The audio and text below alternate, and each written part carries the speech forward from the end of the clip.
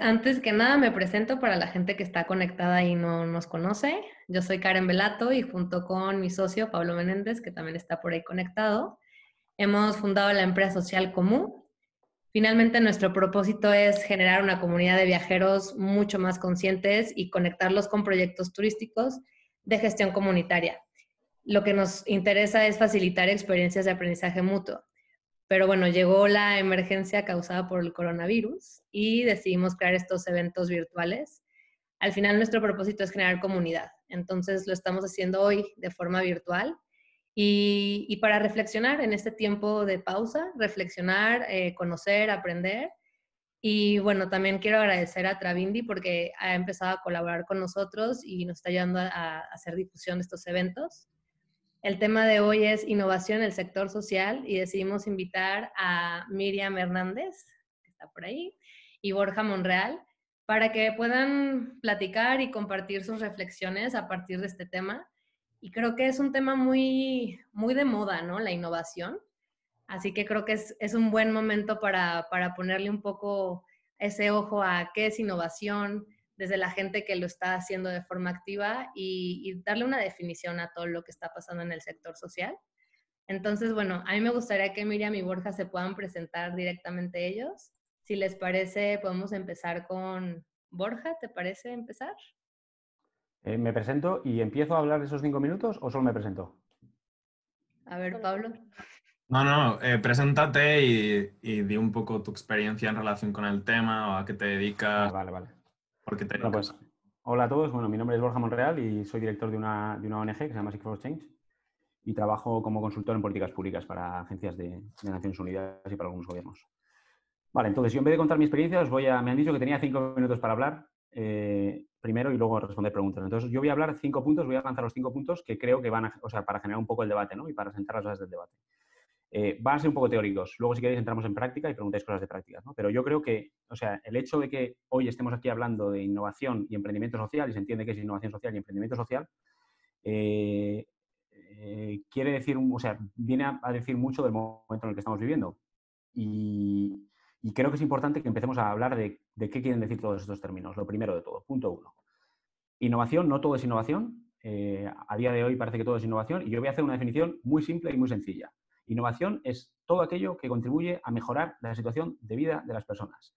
Si tú construyes algo nuevo para empeorar la vida de las personas, si tú eres una persona que es capaz de construir, de generar una innovación para generar viciados en Internet y para que se conecten y apuesten online, para que estén jugando a los videojuegos durante 57 horas o para que generen relaciones tóxicas en la red, para mí eso no es innovación. Porque al final vivimos en una sociedad que busca maximizar la felicidad de las personas y eso no contribuye a la felicidad de las personas y por consiguiente, desde mi punto de vista, no es innovación. Entonces yo creo que es importante que construyamos un lenguaje nuevo. ¿Qué es innovación y qué no es innovación? Y sobre todo lo siguiente, ¿qué es y qué no es social? ¿Vale? Y esto es clave, porque ahora todo parece que es social, hacemos emprendimiento social, tenemos emprendedores sociales por todos los sitios, las empresas hacen responsabilidad social, los gobiernos se dedican solo a hacer políticas sociales, pero ser social quiere decir esencialmente 3 cosas. ¿Vale? Una, es social en la concepción de los problemas. Los problemas son sociales, no son individuales. Solo se es social si concibe los problemas de manera social, los problemas de una sociedad, no individualizándolos en los componentes que componen una sociedad. 2, solo es social si el proceso es social.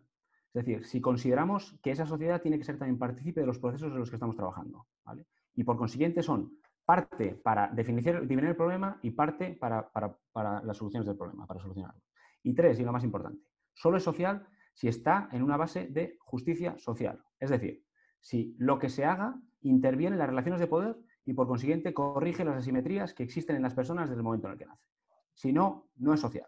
Todo lo demás que sale de esta definición, y es muy importante, que esto es mantener el porqué de la discusión, por qué estamos haciendo esto, si se sale de esta definición, no tiene, o sea, y es muy importante que delimitemos los márgenes, no es social y por consiguiente no lo tenemos que tratar como tal, porque lo que hace eso es manchar el debate, manchar la discusión y tenemos dentro del espacio de juego de algo que no debería ser a actores que no deberían estar ahí, de ninguna manera. Otra cosa, si queremos que lo social pase de estar en los márgenes, lo primero que tenemos que hacer es dejarle de llamar social. Es decir, lo que no puede ser es que sigamos siendo un actor completamente en los extremos del cuadrado. Entonces, y que de hecho nos sigan, yo siempre lo digo, siempre te dan premios y te dicen, te doy un premio por ser social y te dan siempre el segundo premio, porque el primero se lo dan a un tipo que ha sacado pasta, ¿no? Entonces, ese debate hay que ganarlo. No podemos seguir diciendo, no, este impacto social, no, es que el impacto social lo generas positivo o negativo. Lo que tenemos que empezar a hacer es que en el centro de discusión esté que el impacto social sea positivo. Entonces, necesitamos saltar al centro de la discusión. Y esto supone cambiar todos los incentivos de las organizaciones. Supone cambiar los incentivos de cómo incentivamos a las empresas para que hagan las cosas. Supone que a las empresas no pueden tener los mismos incentivos fiscales una empresa que actúe de una manera o que actúe de otra, que trabaje con los trabajadores de una manera que trabajen con los trabajadores de otra. Lo mismo para las empresas y para las ONGs, y también lo mismo para las personas. Es decir, si nuestro modelo de referencia sigue siendo Cristiano Ronaldo, pues seguiremos siendo imbéciles. Si conseguimos que nuestro modelo de referencia sea Vicente Ferrer, pues entonces tendremos una visión diferente de lo que es y lo que no es importante. Y por último, ya cierro y le dejo a Miriam, y completo mis 5 minutos, creo. Creo que es muy importante que todo este tema de cuando hablamos de innovación y emprendimiento social nos desvinculemos de la tecnología. Y eso no quiere decir que no usemos la tecnología. Quiere decir que la tecnología no puede estar nunca en el centro del debate. La mayoría de los emprendedores sociales tienen un foco en la tecnología y lo social les toca. Y les toca seguramente porque o porque tienen un interés personal, o porque hay un mercado ahora creciente, o porque pasaba por allí. Pero lo cierto es que la tecnología solo puede ser una herramienta para llegar a conseguir unos ciertos objetivos sociales, ¿no? Yo creo que lo que hay que centrarse es en el modelo humano que trabaja detrás de esa tecnología. Y esto nos supone 2 dilemas y cierro, ¿no? El primer dilema es que cuando trabajamos con colectivos que están en situación de vulnerabilidad, en situación de pobreza o en desigualdad, se produce un trade-off entre escalabilidad y adaptación. No podemos ser un emprendedor social y pretender crear Facebook, porque Facebook va a 7.500 millones de personas. Nosotros no vamos a 7.500 millones de personas. Tenemos que trabajar con adaptación en canal, con adaptación cultural, con adaptación en muchísimos niveles. Entonces, hay un trade-off que se produce siempre y lo tenemos que tener claro. No jugamos la misma liga. Y el otro, y creo que es clave, es que tenemos que cambiar por completo los sistemas de emprendimiento. Y aquí cierro, para dejar el debate más abierto que nada. Tenemos que cambiarlos porque el sistema de emprendimiento está pensado para personas de clase media alta, clase media, pongámonos muchos de los que estamos aquí, con una red de protección social muy potente, capacidad de asumir riesgos y pensado para que vaya a una serie de mercados que tienen una capacidad de renta. Si no somos capaces de transformar el sistema de innovación y el sistema de emprendimiento que promocionamos con los colectivos con los que se supone que queremos trabajar, con ese trasfondo que llamamos de justicia social, lo que estamos haciendo es siempre generar un sistema en el cual el outsider, el de fuera, propone soluciones para el de dentro, que puede ser y puede muchas veces incluir al de dentro, eso no es discutible, pero desde luego, si queremos ponerlos a esas personas, a los afectados por los problemas en el centro, tenemos que ser capaces de transformar los sistemas de emprendimiento para que puedan ser ellos también los que gestionen sus propias iniciativas. Punto. Cumplí. ¿No? Sí. Gracias, Borja. Pues Miriam, te dejamos tus 5 minutos. Wow, o sea, quiero como, ¿puedo aplicar lo que dijo mi compañero? No, me parece que es como una gran introducción de Borja. A mí me gustaría también como aprovechar este espacio para decir gracias a quienes están, porque gracias a estos espacios pues podemos justamente generar como nuevas ideas, nuevos conceptos. Y gracias a Como, ¿no? Por hospedarnos en esta plataforma y en este espacio. Y pues a mí también me gustaría, justamente me encanta cómo lanza el primer saque Borja en el sentido de hay que crear un entendimiento común primero de qué es la innovación, porque cierto es que ahora es la panacea desde el sector privado, social, público, todo el mundo está hablando de esto, ¿no? Pero a mí me interesa conocer qué es lo que nosotros, los que estamos hoy aquí, entendemos por innovación. Entonces, me gustaría hacer un ejercicio. Entonces, en el chat vamos a hacer una lluvia de palabras. Y lo que les invito es que pongan la primer palabra. O sea, Borja nos dio una excelente definición teórica que permite una discusión, pero también quiero ver como qué preconcepciones tenemos o qué asociaciones tenemos. Entonces es muy fácil. Les mandaré un link y ahí pueden subir sus palabras. Lo que va a surgir con ese pool de palabras que vamos a crear en esta hora que vamos a estar aquí dialogando, se va a quedar ahí abierto, es que vamos a recopilar las palabras y después vamos a ver como gráficamente cuál es nuestro imaginario colectivo de la palabra innovación, y después de toda esta conversación vamos a ver si ese imaginario se refuerza después de lo que vamos a compartir, o a lo mejor vemos como que ya no estamos tan alineados con esas ideas iniciales. Entonces, como para tener un pre y un post, los invito a que introduzcan ahí las palabras. Veo que ya hay gente, acá yo lo puedo ver las palabras que están escribiendo, entonces siéntanse libre, pueden poner hasta el clásico emoji del foquito con la idea prendida, está bien, no juzgamos a nadie, lo que queremos es como alimentar la discusión. Entonces hay que poner el link en su buscador, en el navegador que estén utilizando. ¿No aparece el link? Me parece que ya Karen también lo puso. Acá va. Y sí que está el link, está Vale, perfecto. en los mensajes, ¿no? Pues aquí lo vamos a dejar 1 o 2 minutos para que pongamos ahí el cómo llegamos, cuál es nuestra idea de qué es la innovación, porque creo que es importante justamente lo que dice Borja, el decir qué quiere decir para nosotros. Y vamos a ver que es muy diverso el concepto. Una pregunta, Miriam. Dime. ¿Solo se pueden meter las palabras ahora en estos 2 minutos o va a ser a lo largo de todo el...? Va a estar a lo largo de la reflexión, nada más la invitación es ahora como una primera provocación, pero sí, va a estar ahí en adelante. Y bueno, yo también lo más justo sería decir como también qué significa para mí todo esto de la innovación y el emprendimiento y por qué es algo importante para mí y para los proyectos en los que colaboro. Pues me gustaría iniciar contándoles también de quién soy. Bueno, yo inicié mi carrera en el mundo del desarrollo hace 7 años justamente emprendiendo, ¿no? Emprendí un museo itinerante de derechos humanos hace 8 años y fracasé, aprendí y después me empecé a involucrar en más proyectos justamente de educación, de emprendimiento, y en los últimos 4 años he estado mucho más involucrada en proyectos dirigidos a jóvenes, ¿no? Primero en una agencia de Naciones Unidas, trabajando en un programa de educación socioemocional para todos los jóvenes que estudian bachillerato o prepa en México. Y ahora estoy en una ONG pequeña que también promueve, eso va a ser muy interesante conversar con ustedes, pero también promueve el acceso a la educación formal, como también promovemos las habilidades para el emprendimiento con jóvenes estudiantes indígenas en el sur de México, en Chiapas. Entonces ese es como mi background y desde la experiencia que yo voy a como a abordar la discusión. Y bueno, pues, ¿cómo iniciamos el debate, Pablo? Pues muchas gracias a los dos por la introducción.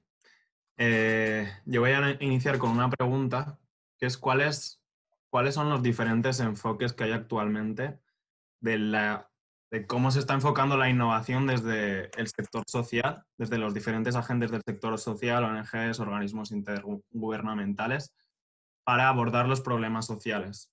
O sea, está cambiando mucho con respecto a lo que había antes. Hay diferentes visiones o diferentes como unos líneas de pensamiento diferentes que se están trabajando más, o cómo está un poco la situación de los diferentes enfoques de los actores que ahora mismo están, o sea, pertenecen a lo que sería el sector social o de cooperación al desarrollo también, en la manera de abordar problemas sociales con innovación. Miriam, ¿le das tú primero, si quieres? O le doy yo, como quieras, ¿eh? Ok. A mí me parece justamente lo que voy a tocar como 2 puntos que yo veo sobre el tema de innovación social, whatever that means. Eso lo vamos a descubrir al final de esto, ¿no? Pero el primero es la situación actual, ¿no? Entonces, vemos que en el mundo, al menos de organizaciones no gubernamentales y lo mismo con cooperación al desarrollo, es como esta tipo panacea de hay que ser todo es innovación, como bien apuntaba Borja, todo tiene que estar enmarcado bajo esa narrativa, y eso se explica también por un proceso de adopción y después adaptación de muchos términos que nacen de otros sectores, en este caso privados, y del mundo social o el mundo de las organizaciones, como que lo empiezan a adaptar y a acuerpar y demás, ¿no? Entonces, la situación actual es que está haciendo como un lineamiento, casi un imperativo, que se puede responder desde cómo haces el diseño programático desde las ONGs y tal, pero también un problema o un reto todavía que tenemos para mí al tratar de ser demasiado innovativos y disruptivos y todos estos objetivos que ahora están tan de moda, es también la capacidad que tenemos de escucha, ¿no? Justamente Borja apuntaba un tema medular que tiene que hacer para el beneficio de las personas, no para un beneficio meramente de una forma nueva de combinar prácticas, recursos y principios, va mucho más que eso, ¿no? Entonces me parece que la innovación tendría que también aprender hoy a escuchar los sistemas de cultura, de valores, de tradiciones, porque muchas veces nuestras fuerzas para innovar, nuestros drivers para innovar, puede ser cambio climático, educación, no pueden ser los mismos o no pueden ser igual de relevantes para las personas finalmente para las que estamos pensando dicha innovación. Y el segundo punto del futuro de que veo a la innovación, que es también como parte del tema de esta conversación, es que, como bien dice Borja, el futuro de la innovación no debería de ser social, no debería de venir del sector social. ¿Por qué? Porque seguimos pensando como en estos silos de soy sector social y yo tengo una camiseta y no me puedo poner otra camiseta.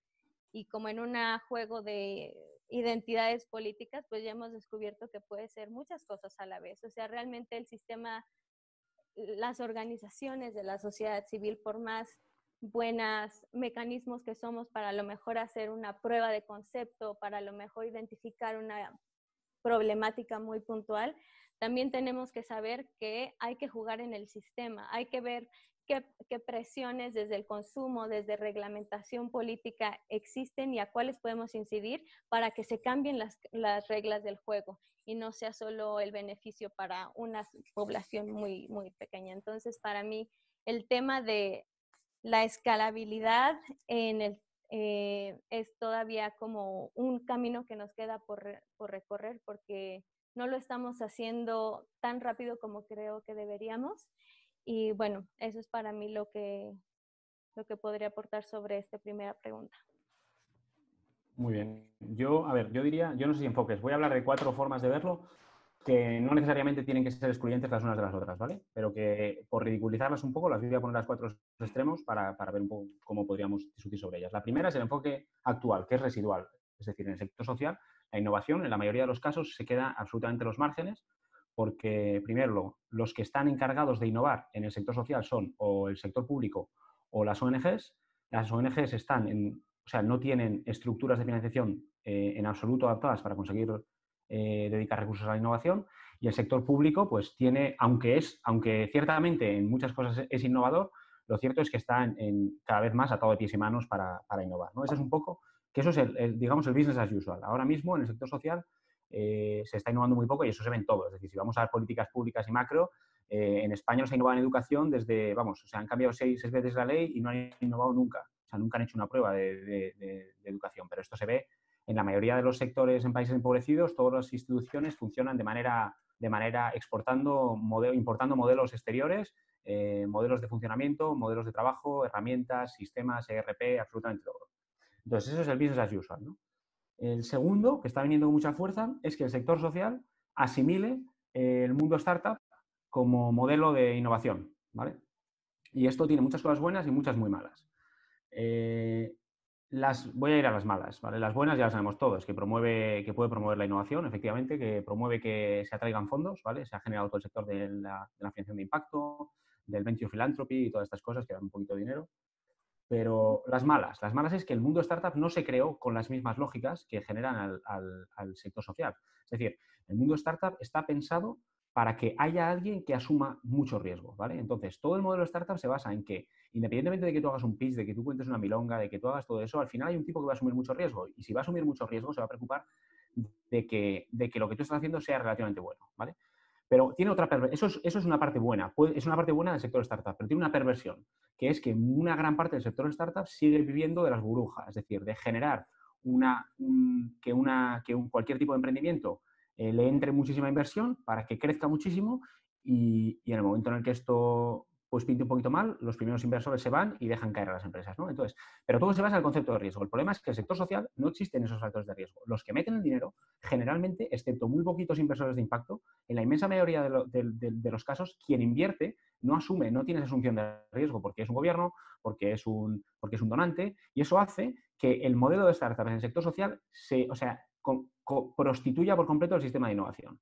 Porque al final lo que estás generando es que la gente invente innovaciones que se vendan muy bien, que marketingamente sean muy bonitas, que es un poco lo de, bueno, yo lo publiqué hace poco en un artículo, que es vender humo, ¿no? Porque como no hay nadie que tome riesgo y lo que tú tienes que hacer es ser capaz de contarlo, pues en muchos casos esto pasa, ¿no?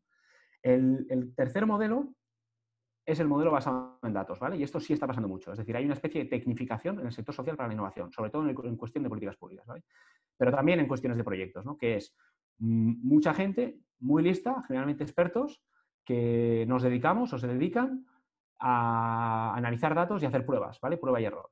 Y la realidad es que, bueno, este modelo, que pues lo han puesto de moda bueno, llevaba mucho tiempo implantado, pero lo ha puesto de moda principalmente JPAL, una institución americana, y le han seguido miles. La realidad es que ciertamente ofrece una herramienta que el sector social no tenía prácticamente hasta hace 10 o 15 años, que es el análisis de datos para la toma de decisiones, ¿vale? Pero hay un cuarto modelo, que es por el que yo abogo y que en realidad bebe de muchas de las fuentes de estas. En realidad es una mezcla del 2, del 3 y del 4, olvidándote del 1, de ese origen, que es el modelo de la innovación social, entendida con lo que hemos hablado al principio, ¿vale? Y que supone una inversión enorme en el proceso. Es decir, trabajar muchísimo no para que el resultado sea X, sino para que el proceso sea lo que tiene que ser. Y eso supone que la mayoría de los cambios no se producen con el producto o servicio o lo que sea que tú estás generando, sino con el proceso que estás haciendo en sí mismo, ¿vale? Y eso supone, pues, trabajar los procesos de escucha o de identificación de un problema involucrando muchísimos actores para generar alianzas diversas y raras entre empresas, emprendedores y sectores públicos, o sea, el sector público incluso ONGs, ¿no? Supone hacer procesos de fases de co-creación muy potentes para llegar a soluciones diferentes que una organización nunca podría llegar a desarrollar, y supone acceder, en base a todo ese proceso, acceder a fondos que difícilmente se hubieran levantado si no se hubiera seguido todo ese proceso, ¿no? Entonces, es un proceso que tiene muchas herramientas de startup, tiene definitivamente muchas herramientas de datos, pero que exige tiempos, exige mucha inversión y exige cambiar mucho la forma en la que las organizaciones trabajan. Entonces, es un proceso más lento, pero yo creo que a medio plazo y largo plazo es más efectivo, digamos.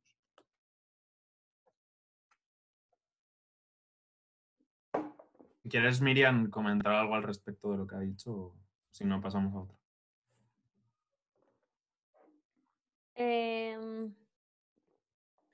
No, igual también podríamos ir, no sé cómo está la estructura, pero también estaría bueno saber como cuáles son las primeras impresiones de estas dos posturas a las personas que están conectadas. Sí. Bueno, el formato es más bien como que yo introduzco las primeras preguntas, que pueden ser 2 o así, y luego en la segunda parte ya se abre el micro para todo el mundo y todo el mundo puede participar. Pero no sé si Karen quiere decirlo antes o comentarlo. A ver, tenemos ya una mano levantada y un par de personas que tienen preguntas, entonces podríamos ir a lo mejor directo a las preguntas de la gente, ¿les parece? Sí. Va. ¿Quieres Pues, ir? bueno, Julio Nieto tiene la mano levantada, no sé si quieras desactivar tu micrófono y preguntar directamente. Bueno, más que una pregunta, es como una observación que también pues, podría conllevar una pregunta, porque nuestro compañero, el anterior que acaba de hacer la presentación, Borja, ¿verdad? Él mencionó algo acerca de la necesidad de presupuestos bastante amplios. Luego, cuando se establecen presupuestos, y yo he podido observar eso en el ejercicio como representante de una curul, de una diputada en nuestro departamento, donde se establecen presupuestos muy rigurosos.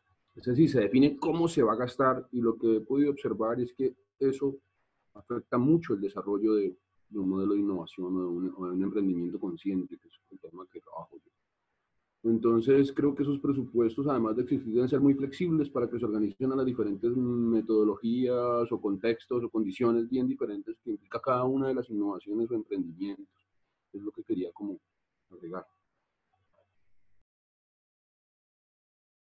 Sí, qué bueno que habla, o sea, como rescatamos ese tema de presupuestos, porque también justo como con estas tendencias de cómo entendemos que la innovación pasa casi como por generación espontánea actualmente, pareciera que todos ya traíamos el chip como en la impronta y de repente como que sí, todo el mundo hay que ser innovador, pero lo cierto es que sí, hay que tener recursos y hay que generar un contexto mínimo para que esto suceda. Es decir, no va a ser como la evolución orgánica de los programas a convertirse de la nada muy innovadores. Y en ese sentido, a mí me interesó mucho, por ejemplo, ¿conocen la empresa 3M?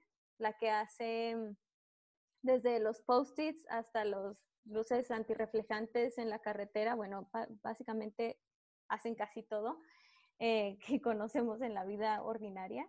Y ellos tienen un laboratorio de innovación, así como es como entrar a un universo desconocido. O sea, tienen laboratorios con materiales, resistencias, científicos trabajando, ¿no? Y ellos hacen un ejercicio que como a primeras me pareció un poco perverso, porque nos invitaron como a personas del sector social, a ONGs, a que llegáramos y fuera como una suerte como de un día de visita, ¿no? Entonces, muchos llegábamos y decían como, ¿cuál es la problemática que tú tienes? ¿Cómo podemos nosotros apoyar? Entonces, lo que ellos buscaban en nosotros era oídos de las necesidades sociales de allá afuera que ellos quizá no tienen tan de frente. Y al principio, para mí me parecía como, bueno, nosotros somos como los mensajeros o qué está pasando, y no me parecía como que la relación de poder o esa oportunidad de co-creación fuera realmente como lograda, pero algo me quedó muy claro de ese ejercicio de vele y pregúntale a, no sé, a todo un pool de expertos en la innovación cómo resolverían tu problema. Lo que me quedó claro es que, como bien han dicho, ¿no? Se necesita recursos, no es que todo el mundo podamos de la nada transformar nuestras organizaciones ni nuestros modelos programáticos para hacerlo. Sí creo que se pueden lograr enfocándonos en todos los recursos disponibles ahora, pero sí me gustaría seguir problematizando el cómo lo podemos lograr y cómo ustedes quizás han tenido experiencias en las que dicen, acá sí pasó de una forma muy orgánica o no, ¿no? También podríamos compartir sobre eso. A ver, yo breve voy a ser. Voy a intentar responderte desde dos puntos de vista. Desde el punto de vista del gobierno y desde el punto de vista de la organización, ¿vale? Desde el punto de vista del gobierno, lo que dices es absolutamente clave. O sea, los gobiernos están absolutamente encorsetados a la hora de utilizar instrumentos de política pública y de financiación de cualquier tipo de cosa. Es decir, y aquí en España, ahora mismo, después del estallido bestial de corrupción que tuvimos, que no fue estallido, sino fue que se vio, por fin, en los últimos años, de repente se generan una serie de leyes de contratación pública principalmente, que han hecho que se reduzca muchísimo la capacidad del gobierno de actuar en cualquier ámbito. Pero ahí hay para mí hay dos cosas importantes. La primera es que el sector público tiene que empezar, tiene que asumir riesgos. Y no es empezar, perdón, porque ya ha asumido muchos riesgos y ha habido muchos momentos en los que alguien toma riesgos.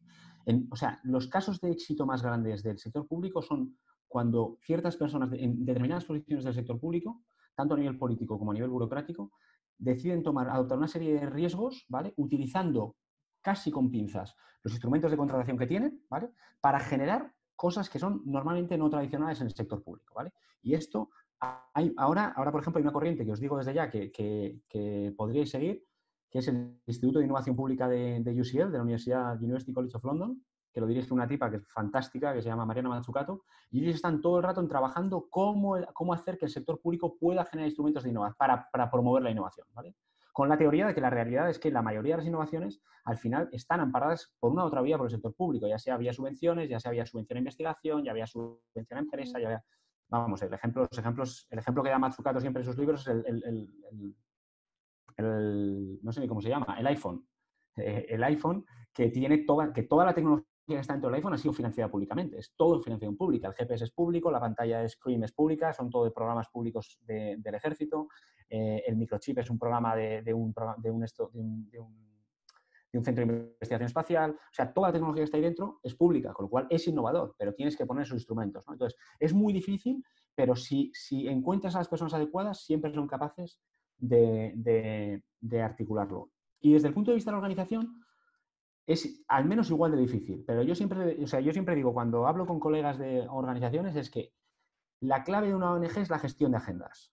Es decir, cómo tú haces lo que quiere que hagas el afectado por el problema y le dices al donante lo que quiere escuchar. Esa gestión de agendas es muy difícil de hacer, pero esa es la clave. La clave es que tú tienes que ser capaz de... Pero para eso no te vale con haber llegado y decir, no, este es mi proyecto. No, es que has tenido que hacer todo el proceso, que es el proceso del que hablábamos antes, porque has tenido que medio convencer a ese financiador de que tú vas a hacer lo que dices que vas a hacer.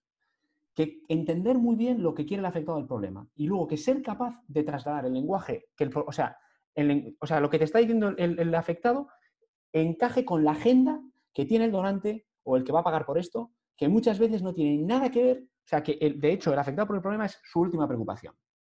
Si no la última, la penúltima o la antepenúltima. Entonces, esa gestión de agenda es absolutamente clave. Y me dirás, ¿eso es mentir? Y yo te responderé, sí. Pero no es exactamente mentir, pero en realidad es jugar mucho con esas expectativas que tiene el donante. Al final, que es, en muchos casos, si es una multilateral, es un burócrata que lo que quiere es que sus informes estén bien hechos. Si es un tipo de una organización pública, o sea, del sector público, lo que quiere seguramente es poder poner la cara y demostrar que ha hecho una cosa bonita. Esa es la agenda que hay que gestionar y entonces con esa, si eres capaz de hacer esa gestión de agenda, muchas veces consigues hacer que los fondos que son muy estrictos se moldeen un poco más, siendo conscientes de que hacer proyectos de este tipo es casi un milagro. O sea, eso es... Bueno, ahí yo creo que igual, Mir, tú puedes contarnos un poco tu experiencia de esa gestión de agendas. Creo que es muy interesante. Definitivamente, sí, es importante la gestión de agendas y de intereses y de narrativas. Es que al final sí es como cuentas la historia. Quizá todos quieren lograr el mismo fin, nada más hay que poner el mismo lenguaje, ¿no? Por eso mi insistencia en generar un lenguaje común. Sí, sobre, por ejemplo, el tema de...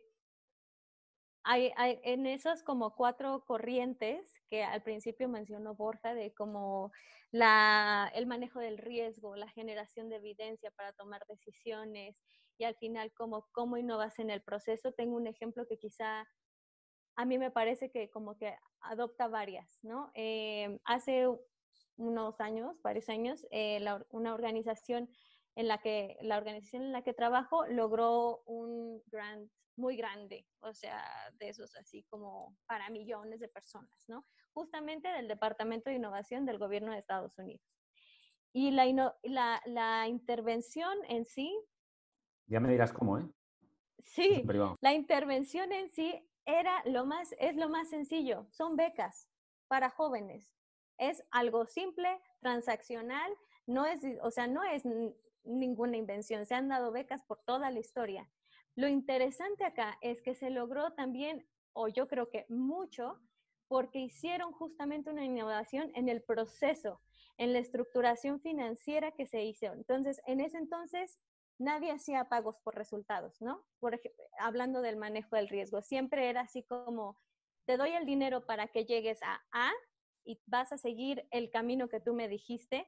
No me interesa ver los cambios que haces, o sea, como tiene que ser fijo, ¿no? Pero acá lograron un convenio con el gobierno local en el que el gobierno pagaba por resultados, sin importar cómo se hacía la intervención. Al final lo que querían ver era cuántos estudiantes eran inducidos a así estudiar, ¿no? En un contexto en donde la deserción escolar es altísima.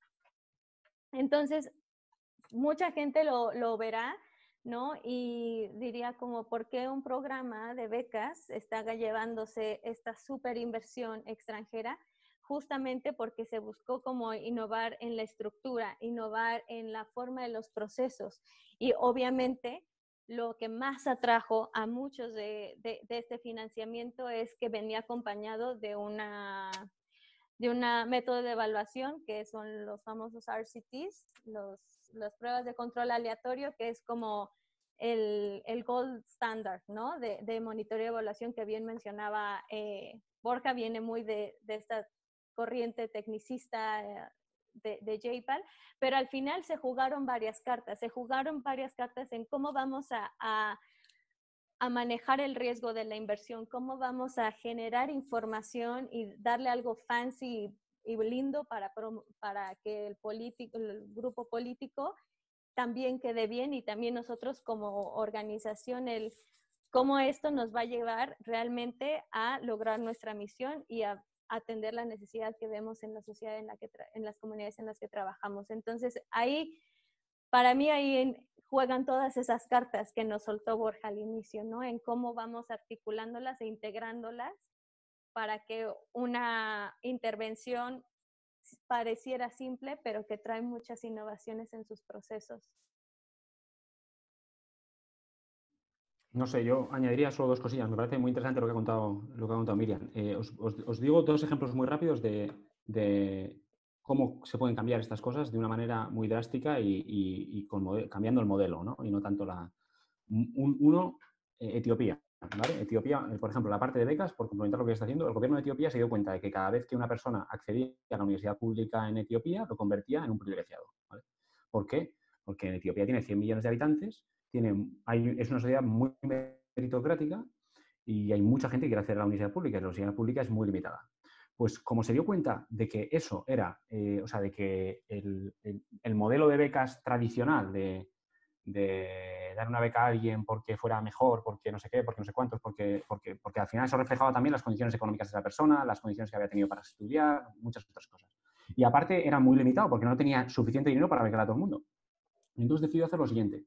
Tiene un sistema en el cual ahora, primero tiene un sistema de distribución de que las becas están distribuidas por distritos para que llegue a todos los sitios, a gente más pobre, no sé cuántos, pero interesante es que cambió, es que si tú pasas por una universidad pública, a partir del momento en el que entras en el primer empleo, devuelves todo lo que le ha costado al Estado de la universidad pública, porque tú le estás pagando al siguiente que viene detrás tuyo a la universidad. Pues eso es un modelo en el cual el gobierno etíope fue capaz de transformar completamente el modelo de financiación de una universidad con algo que no se le había, que es una cosa súper sencilla, pero no se le había ocurrido a nadie antes. Y una cosa muy interesante que creo que apunta a cómo enfocamos los problemas, ¿vale? El País Vasco hace muchos años tuvo una crisis bestial de transformación industrial, ¿vale? Y un desempleo increíble. El marco de definición del problema del desempleo siempre es el mismo. Es un problema de capacidades, ¿vale? Tenemos que reforzar inclusión activa, tenemos que reforzar las capacidades de la gente para que esa persona consiga un trabajo. Pero resulta que en el País Vasco hubo gente que hizo un trabajo muy potente de entender qué es lo que le estaba pasando a la gente en la calle y se dieron cuenta de que en muchísimas ocasiones el problema no es de oferta de empleo, o sea, no es de demanda, sino de oferta. No hay empleo. 8 personas, en ese caso, se pegaban, no recuerdo ahora mismo las cifras, pero creo que 12 personas por cada empleo que salía. Lo que quiere decir que tú te puedes formar cuanto quieras, pero no vas a acceder a un empleo, ¿no? Y entonces crearon una cosa que hoy está muy de moda, pero esto fue creado hace 30 años, que se llama la renta de garantía de ingresos, que es una especie de renta básica universal, ¿vale?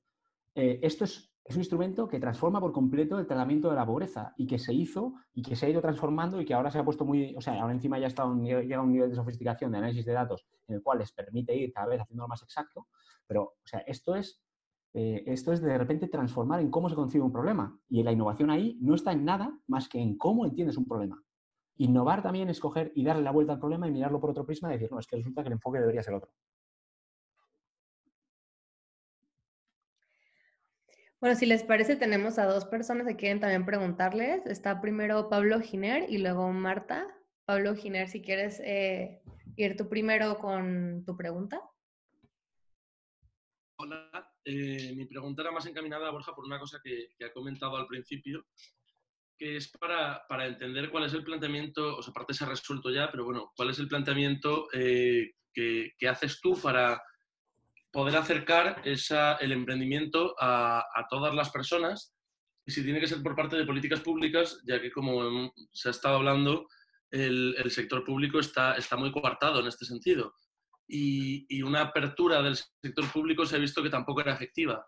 Entonces, no sé si tendrían que entrar organizaciones privadas o debería ser solo desde el sector público para facilitar esta situación de emprendimiento para todo el mundo. Vale.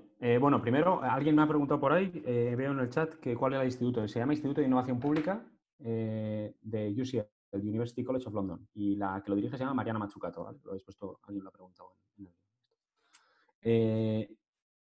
A ver, no es fácil, porque tienes que cambiar. O sea, el problema de todo esto es que el emprendimiento se basa en que la gente puede asumir un riesgo. Entonces, tú lo que tienes que hacer es estrategias de minimización del riesgo. Tienes que hacer que las personas puedan asumir riesgo. Y eso supone cambiar dos cosas. Y esto es un rollo que estoy todo el día con el mismo rollo, pero bueno, es la escasez. ¿Cómo le cambias a las personas la percepción que tienen sobre que no tienen los medios suficientes para hacer algo? ¿Vale? Eso quiere decir que tienes que darle dinero. Es tan sencillo como eso. Es decir, tú tienes que ser capaz que una persona tenga el suficiente dinero como para tomar decisiones, ¿vale? Y esto se demuestra a todos los niveles. Es decir, si tú tienes a una persona completamente ahogada, no va a tomar buenas decisiones ni para estudiar, ni para trabajar, ni para absolutamente nada. Entonces, tienes que ser capaz de transferir fondos. Por ejemplo, un ejemplo en el que esto se está viendo que es clave, todo lo que tiene que ver con formación profesional. Tú estableces el mecanismo de formación profesional en Uganda, por ponerte un ejemplo en el que he estado hace no mucho, y se basa en el modelo institucional occidental. Tienes que meterte 8 horas al día trabajando en un centro de trabajo.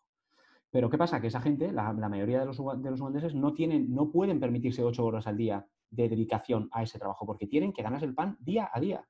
Entonces, o cambias ese modelo y por consiguiente le pagas a esa persona, o cambias el modelo o le pagas por estar allí. Entonces, una cosa es que tienes que ser capaz de premiar a la persona que va a emprender, quitarle los riesgos, ¿vale? Quizás no es pagarle, quizás lo que sea. Yo soy partidario de que pongas sistemas de becas para emprender. Uno. La segunda es que tienes que transformar su situación de precariedad, es decir, lo que le rodea. Y eso es que el tipo tenga alguna seguridad sobre lo que le está pasando. Y esto es mucho más difícil que dar dinero, muchísimo más difícil.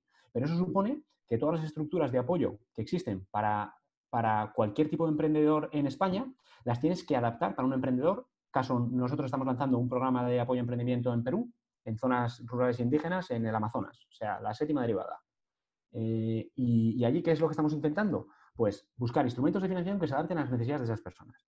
Los instrumentos de apoyo, quiere decir, estamos lanzando junto a Bridge for Billions, que algunos lo conoceréis, vamos a lanzar una especie de programa híbrido de aceleración que le da acceso a un tipo de formación, pero además tiene una formación presencial que le ayuda a guiar todo ese proceso, que nunca podría acceder a él si no es con ese programa, esa plataforma digital y con una adaptación cultural y apoyo en el sistema.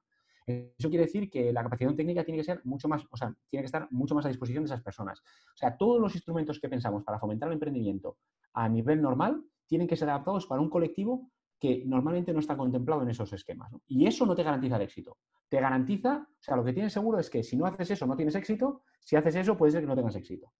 Pero tienes que pensar en cómo construyes esa especie de ecosistema que no se parece o se parece poco al que estamos acostumbrados a manejar. Mir, ¿quieres agregar algo o le doy la palabra a Marta? No, bueno, veo que es complicado, la verdad, y que requiere bastante tiempo. Entonces no sé exactamente cómo va a ser posible este cambio con la institucionalidad que hay y la rectitud que hay en todos estos aspectos. Y no te he dicho la respuesta a tu pregunta, de hecho, que me has preguntado si el sector público o no.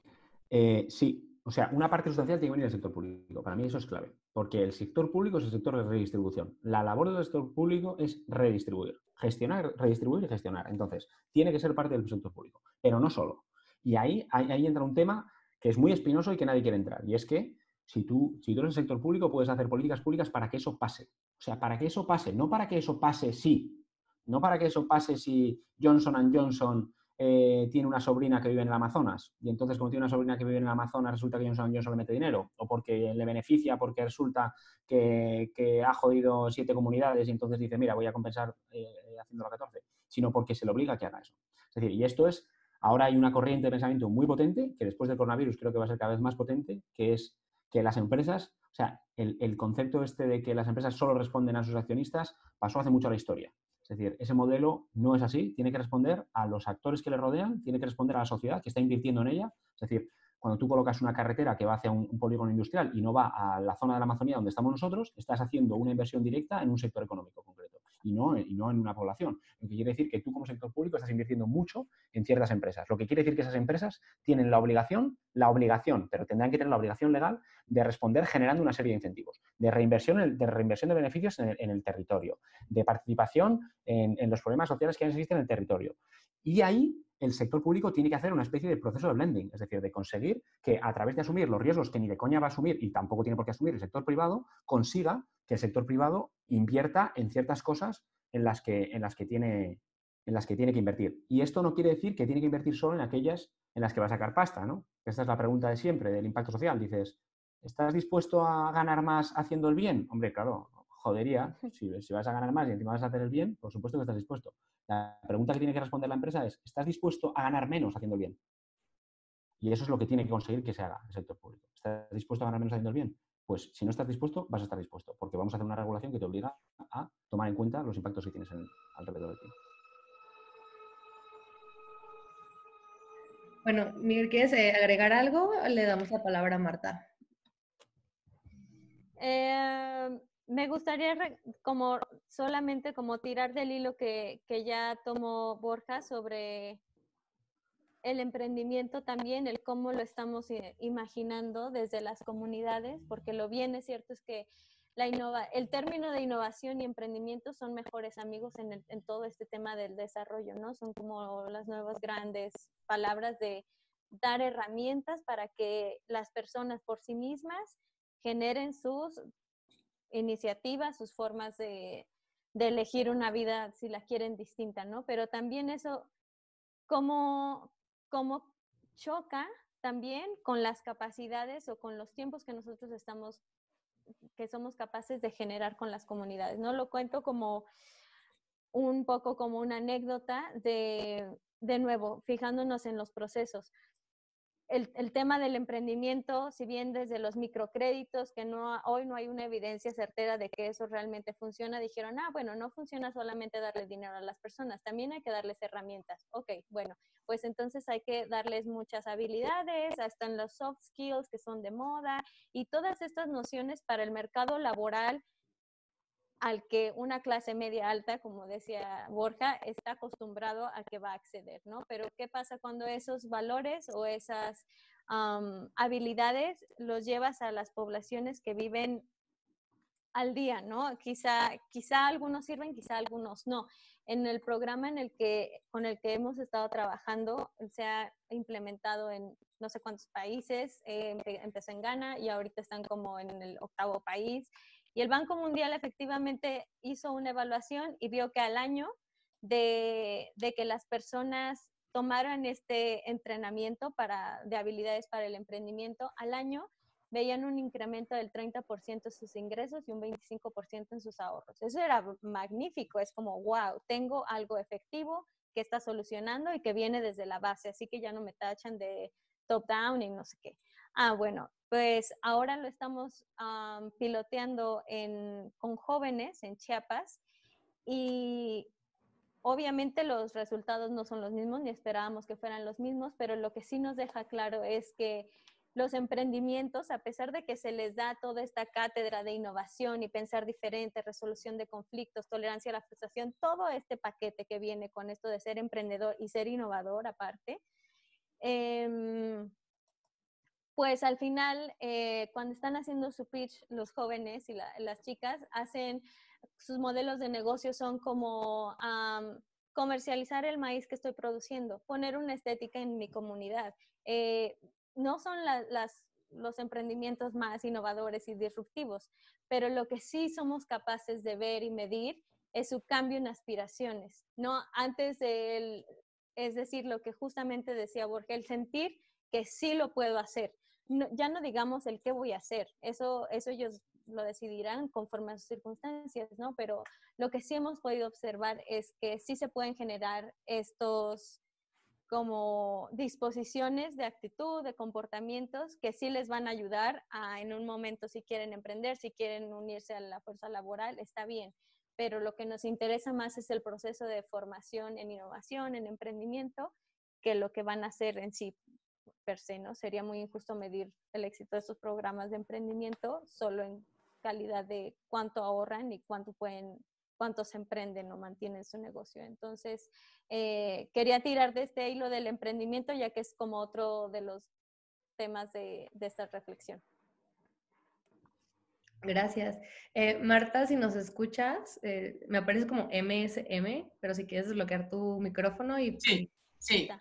A ver, yo varios apuntes a ver qué pensáis vosotros, porque oyéndoos, para mí una de las cosas que falta cuando hablamos de innovación y sobre todo cuando hablamos de grandes propuestas por parte de la parte pública, es que realmente no se plantea, es decir, no se hace concurso creativo. O sea, para mí el giro que hay que dar es en el planteamiento. Es decir, la propia configuración pública lo que tendría que hacer es, existe este problema y que empresas de toda índole, grandes, pequeñas, medianas, aportaran soluciones.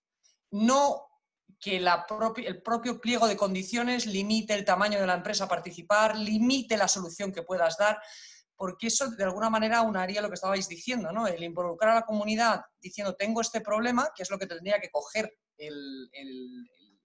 dijéramos, la entidad pública, y abrir el abanico. O sea, yo creo que en el momento en que tú abres la innovación en la parte de diseño, probablemente los procesos ni fueran tan largos ni tan tediosos, porque parten de un inicio que es, sabemos cuál es el problema y ahora vamos a abrirlo a una comunidad amplia, diversa, de empresas de todo tamaño y de incluso autónomos, startups, lo que sea que se propusiese, para que apliquen la creatividad y apliquen esa innovación, ¿no? Eso por un lado. Por otro lado, me parece vital la medición, porque también, y no porque trabaje en ninguna asociación ni ninguna entidad social, trabajo en cultura ahora mismo, me da la sensación de que también la falta de medición se genera una repetición de errores por muchas ONGs o repetición de procesos, incluso no teniendo resultados, lo cual es bastante deleznable. Por otra parte, también comentar que el tema de solicitar compromiso, cuando digo compromiso lo puedes llamar retorno, es decir, involucrar ese retorno de las becas, ¿no? Porque al final el dinero no es una hucha sin fondo, sino que tiene fondo. La forma de ampliar y llegar a más gente es que el dinero tuviera un retorno, el dinero o la ayuda, en el formato que queráis. Y luego, por otro lado, a nivel de emprendimiento, yo propondría, todo esto lo estoy diciendo para que me digáis si estoy en la inopia o tiene alguna reflexión interesante. Lo que digo, el tema de voluntariado para mí es vital, justamente por conocer culturas, por conocer problemas, por tener otras miras más amplias. Yo lo metería como algo no obligatorio, ¿no? Porque la palabra lo dice, tiene que ser voluntario, pero sí dentro de planes de educación. Es decir, el que un chaval de 17 años aterrice en una zona, vea los problemas, si luego emprende, la cabeza la tiene de otra manera amueblada, ¿no? No es el rendimiento rápido, sino que es otra filosofía, el haber visto otras situaciones y otra forma de pensar. Y por otro lado, y ya acabo, que yo creo que la mejor forma de involucrar a la gente al final es cuando tú generas futuro, ¿no? Y por otra parte, tampoco debemos de pedir que los rendimientos de los emprendedores o la ratio de éxito del emprendimiento fuera de España o en tercer mundo sea superior al de España. Y no nos olvidemos que de las startups que nacen aquí, hasta donde yo sé, los números son bastante nefastos en cuanto a la longevidad de esos emprendimientos, ¿no? Entonces, no pidamos que los retornos sean mayores en el tercer mundo de los que estamos pidiendo aquí en la propia España. España, por hablar de un país europeo o occidental. Ya he dicho todo lo que tenía que decir. Me he quedado como Dios. No sé. ¿Quieres tú, Miriam, o lo doy yo? Vas tú. Venga, pues venga. Vale, los problemas del sector público, eso es absolutamente cierto. Y de hecho ahora hay una cosa interesante, que es que se está innovando en políticas de promoción de innovación, ¿vale? Y hay ahora mismo algunas cosas que se echarle un ojo que están funcionando relativamente bien, con muchos problemas. La compra pública innovadora, ¿vale? Es un sistema de adquisición pública que permite a cualquier institución pública sacar a concurso una especie como de desafío y proponer, ahora mismo a nivel europeo se está utilizando para todo, para investigación y comercialización, a nivel español mucho más para cuestiones de comercialización de investigación que de comercialización, pero plantea el problema y no plantea las soluciones. Entonces las empresas pueden entrar a proponer diferentes soluciones para ese problema, ¿vale? Se hace con proyectos muy grandes, ¿vale? Y eso tiene un sesgo al final, de que generalmente va enfocado a empresas que tienen un potencial para innovar muy grande y un capital muy grande, ¿vale? Luego, por ejemplo, está un mecanismo que me ha parecido a mí súper interesante, que está haciéndolo mucho Holanda, que por cierto la Comunidad de Madrid acaba de crear uno, si no me equivoco, que son una especie como le llaman como startup in-house o algo así, ¿no? Lo que hacen es intentar introducir un mecanismo en el cual meten a ciertas startups para romper ese sesgo de las empresas a trabajar con la administración en ciertos problemas que tiene de adquisición pública o de resolver problemas sociales, ¿vale? Esto es el problema que tiene es la escala, que suele ser muy pequeños porque se hacen por contratos muy pequeños porque no te permite, la ley de contratación pública generalmente no te permite hacer a discreción muchas cosas. Pero bueno, es un instrumento que funciona. Y luego lo otro, que lo está haciendo mucho la Unión Europea, pero que a nivel nacional no se está haciendo, son los challenge, ¿vale? Sacar un challenge y decir, Nesta hace poco, Nesta, no sé si lo conocéis, la agencia que era la agencia de innovación británica, saca todos los años unos challenges en las que, ya no recuerdo, pero 50 millones de libras o algo así es el premio, el challenge para desarrollar la solución. Porque plantea un problema y tienes que plantear una solución.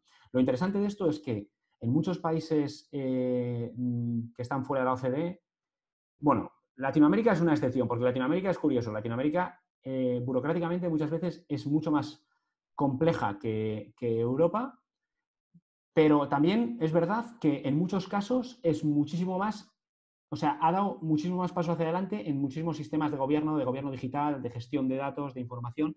Está sorprendentemente muy por encima. Yo hace poco estaba con el sistema de gestión de datos de Perú y me he quedado alucinado. Comparado con el español le dan 40.000 vueltas. Pero son sistemas muy, muy anquilosados. En cambio, en los gobiernos africanos en los que yo trabajo, la flexibilidad que tienen los gobiernos para fomentar cualquier tipo de estrategias de innovación son enormes, porque hay una discrecionalidad mucho mayor, porque hay mucha menos institucionalidad y eso permite que puedan sacar convocatorias mucho más abiertas. Y luego ya digo solo una cosa más respecto a los 4 que has dicho, hay otra que me interesa, lo de que tenga que tener retorno, que las becas tienen que tener retorno, sí y no, te diría. Y es que sí, efectivamente, muchas veces es interesante que cobrarle a la gente por las cosas, pero muchas veces no. Nosotros no somos conscientes de que la mayoría de los servicios que nosotros tenemos, en muchos casos, no necesariamente pagamos por ellos, aunque igual pagamos vía impuestos, ¿no? Vías indirectas. Pero es curioso cómo, cuando hablamos te voy a poner un ejemplo clarísimo, ¿vale? De algo que está pasando a día de hoy en el sector de la cooperación. Cuando tú hablas de agricultura y tú planteas cualquier proyecto de agricultura en un país empobrecido, ahora mismo te pide cualquier donante que le demuestres el retorno de la inversión, ¿vale? Entonces tienes que conseguir que el tío pague, que el tío participe y que el tío tenga un retorno de inversión y que tenga un modelo de negocio detrás. Vale. Lo cierto es que no hay un sistema en el mundo, y además, fíjate qué piscinazo me tiro, no existe un sistema en el mundo de producción agrícola que no esté subvencionado hasta las orejas. Pero no te digo por la PAC, que es el caso típico, es que los sistemas en regadío en Europa están financiados hasta el 90%. El canal de riego de donde viven mis padres, mi padre tiene la tierra y es agricultor, los agricultores pagaron el 5%. El 90% lo pagaron en instituciones públicas y el 5% fue financiado. O sea, está completamente subvencionado y no lo han pagado de vuelta. No lo ha pagado de vuelta a nadie, han pagado un 5%.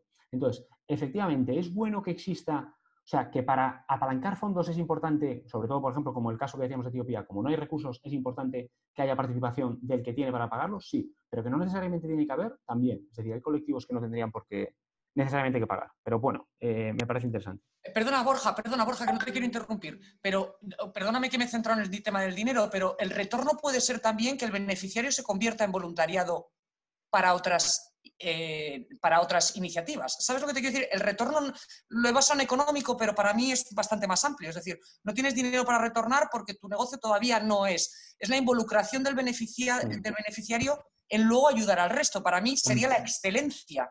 Es convertir beneficiarios en benefactores al final. Pero benefactores en voluntarios o en ayudantes, ¿no?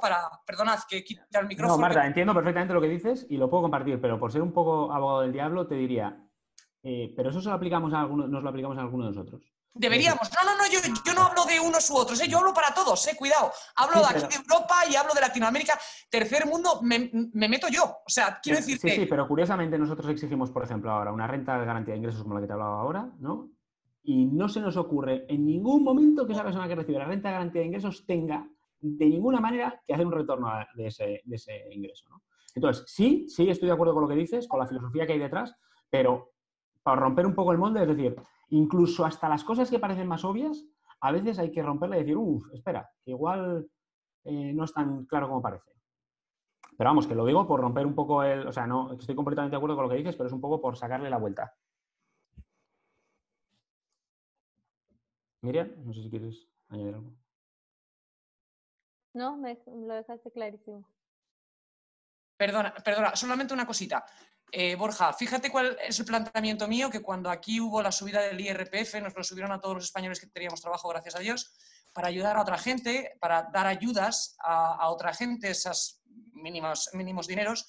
Yo siempre dije, si yo hago el esfuerzo con el IRPF, que me parece muy bien, para ayudar a otros, ¿por qué no se genera una aplicación donde ese señor que le estamos ayudando económicamente pueda ayudar a otra gente que le están quitando, por ejemplo, la ayuda a la dependencia? Y que la mano de alguien, no el dinero, la mano de su vecino al que yo estoy ayudando, dijéramos, es una cadena al final, ¿no? Yo creo que de que cada uno entregue lo que pueda, ¿no? No lo baso solamente en el dinero. Y algo tan sencillo como eso, que en el momento de crisis, que no había dinero para la dependencia, hubiera solucionado, no se ha hecho, no se ha planteado, y estamos hablando de Europa. Y dices, si a mí me suben el IRPF para dar a alguien, ese alguien que no está trabajando, se le supone, porque por eso se le das ayuda, ¿por qué no puede ayudar a esa persona que le han quitado la ayuda a la dependencia? Que a lo mejor es su vecina. Quiere decir que ahora, con la tecnología como herramienta, podemos hacer muchas cosas muy fáciles.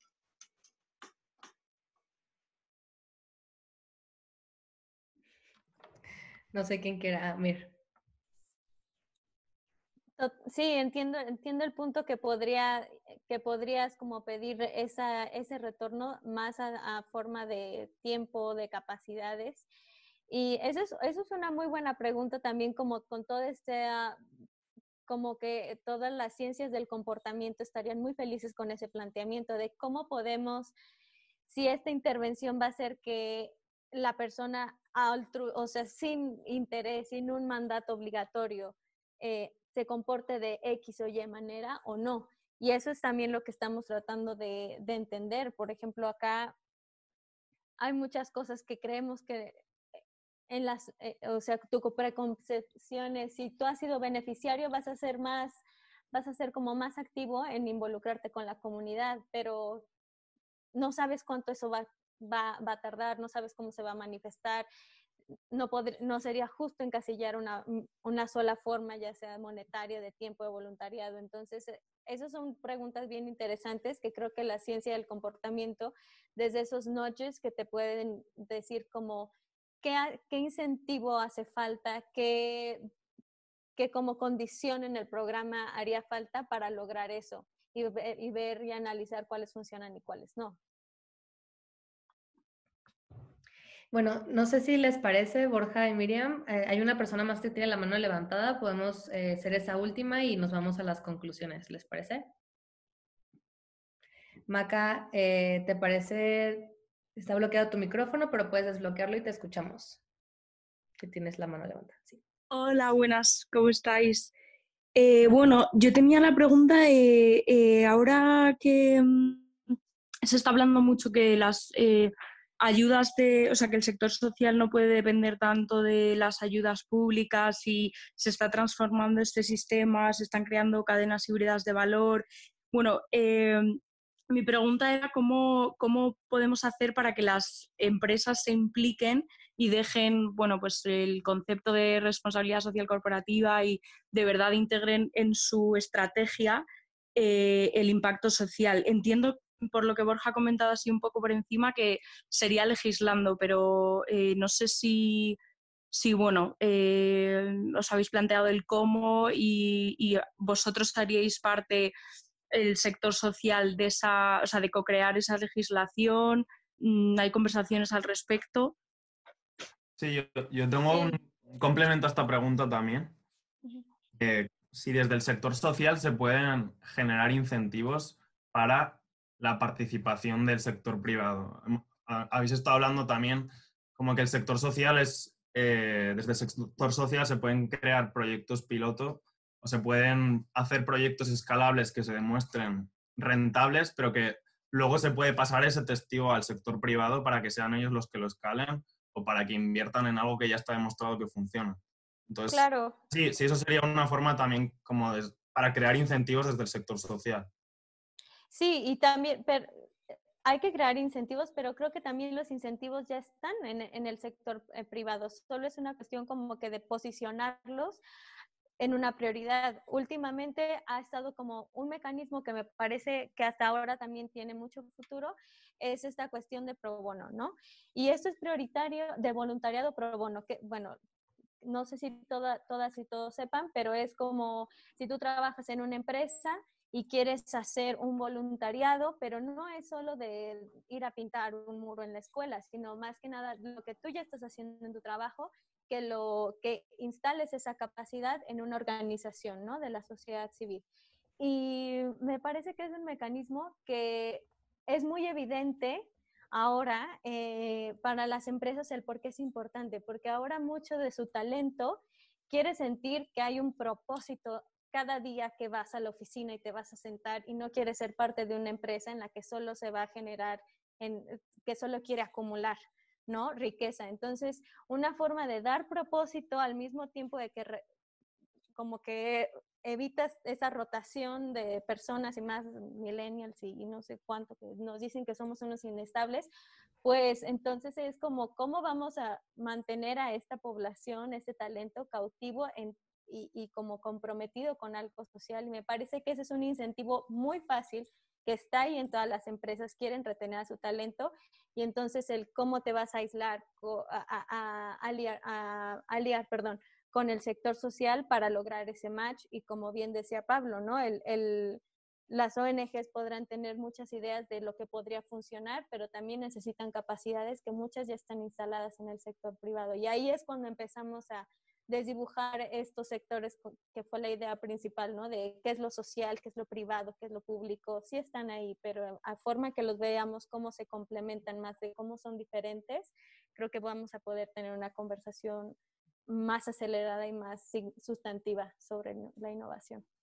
A ver, yo creo que rápidamente hay, o sea, dos cosas, primero dos visiones y luego una respuesta. Dos visiones. Una es la visión más clásica, te digo, por la educación, es decir, lo que tenemos que conseguir es que la gente sea diferente, y si la gente es diferente, entonces la gente actuará diferente, y entonces tenemos empresarios diferentes, y tenemos empresarios diferentes, cambian las cosas, ¿no? Y entonces esta es la visión a largo plazo, que es la virtud aristotélica. Vamos a fomentar lo que es virtuoso para la sociedad.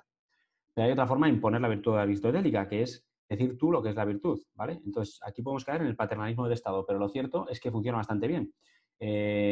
Por ponerte un ejemplo, si vas a toda leche con el coche, te multan. Lo que el gobierno está diciendo en ese momento es que ir rápido con el coche es malo. Y como es malo, en realidad no tiene un fin recaudatorio, aunque algunos dirán que sí, tiene un fin de generar esa virtud. Hay que ir lento, ¿vale?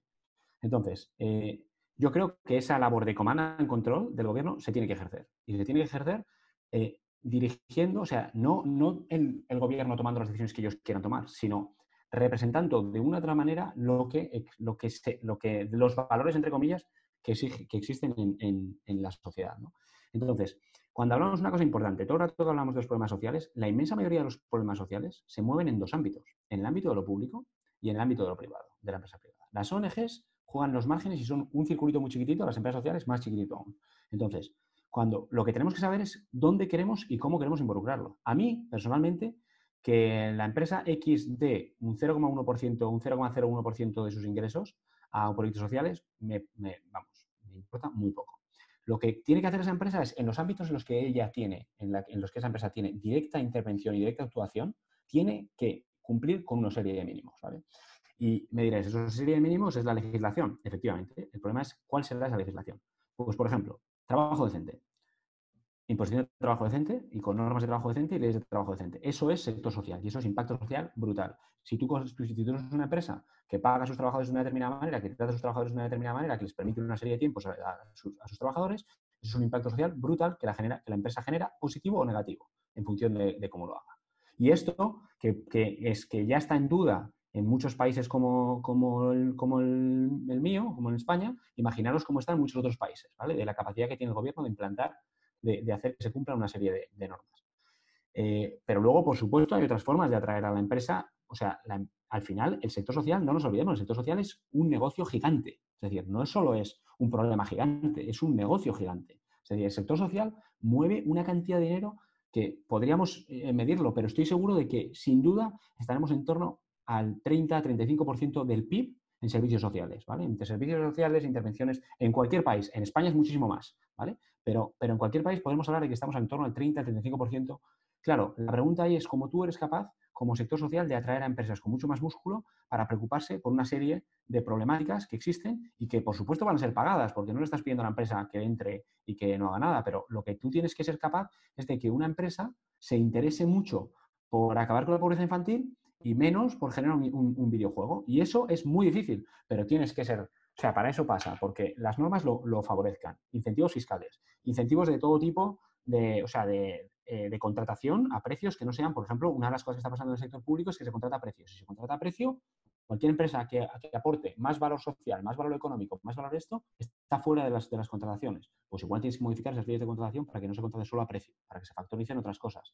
Es decir, hay muchas formas que utilizando los instrumentos del sector público puedes fomentar que la empresa se involucre. Y desde el sector social nuestro hay muchas maneras de involucrar a empresas. Nosotros trabajamos casi en todos los proyectos en los que estamos con empresas. ¿Por qué? Porque hay muchas veces que somos conscientes de las limitaciones que nosotros tenemos y que alguna empresa no la tiene. Y da con la persona cierta y esa empresa se vuelca. Es decir, si tú una persona se involucra en un problema determinado porque tiene una cuestión personal, una cierta empatía por cualquier tema, de repente puede volcar incluso la mirada de la empresa, ¿no? Y otra cosa que ya cierro y me parece clave es transformar por completo las escuelas de negocio. Las escuelas de negocio son productores de gente tóxica, y lo digo como lo siento, son productores de gente tóxica. Es decir, todos los incentivos, todo lo que nosotros valoramos en nuestro día a día, te lo contradicen sistemáticamente en una escuela de negocio, en la mayoría de las escuelas de negocio. Y de hecho, eso se vio después de la crisis, que las escuelas de negocio más potentes cambiaron por completo empezaron a cambiar por completo la forma de enseñar los MBAs y toda la parte de gestión. Porque de repente fueron conscientes de que habían construido máquinas de maximizar beneficio sin tener ningún tipo de conciencia de lo que estaba haciendo su negocio en la sociedad a la que le rodeaba, ¿no? Con todo este proceso en el cual tú eres una sociedad limitada, una sociedad anónima, no ves prácticamente ni a tus clientes, ni a tus accionistas, ni a nadie, no hay nadie al que le rindes cuentas, excepto al tío que te está diciendo cada 3 meses que le presentes beneficios. Creo que la intervención en cómo educamos a la gente que gestiona las empresas, eso es clave, absolutamente clave. Y creo que está pasando, que está cambiando. Y me tengo que ir ya, de hecho, porque llego tarde a una reunión. Borja, mil gracias. Muchísimas gracias. Ir yendo y ahorita cerramos nosotros. Venga, un abrazo a todos, ha sido un placer. Gracias por darme la oportunidad. No te apures. Bye. Pues bueno, a todos los que se quedaron hasta ahorita, la verdad nos gustaría también compartir, como iniciamos con la dinámica de Miriam, cuáles fueron estas palabras que salieron a partir de qué es la innovación para ti.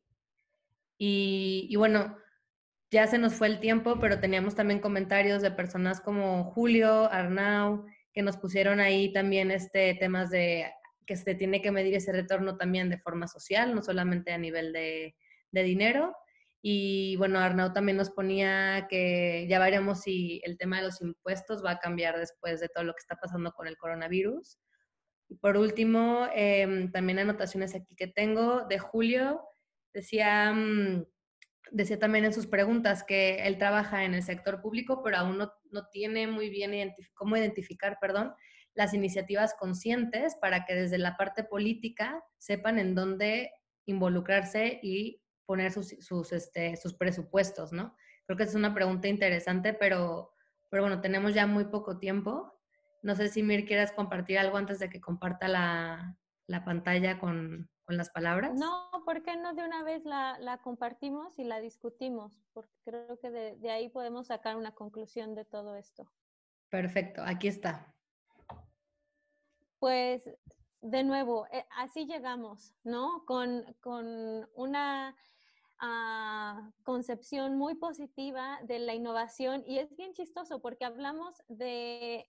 No mencionamos mucho la cuestión de novedad diferente, más bien me gusta que la conversación se fue hacia temas como riesgo, inversión, resistencia al cambio, barreras, falta de estímulos, ¿no? Todo eso es lo que también conlleva la innovación y obviamente en nuestra primera entendimiento de innovación pues fue así como lo nuevo, diferente, joven, disruptivo.